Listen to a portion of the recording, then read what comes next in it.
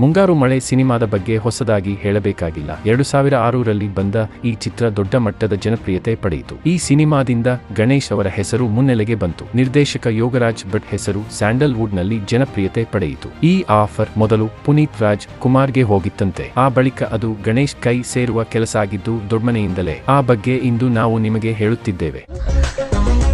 ನಿಮ್ ಮಗಳಿಗೆ 4 ಪೈಸೆ ಬುದ್ಧಿ ಇಲ್ಲ ಅಂಕಲ್, ದದ್ದಿ ಅವಳು. ಅದೇನು ಅಂತ ಹೆತ್ಬಿಟ್ರೋ ಒಂದು ಜಡ್ಜ್ಮೆಂಟ್ ಇಲ್ಲ ಆಗೋ ಗಂಡನ ಬಗ್ಗೆ.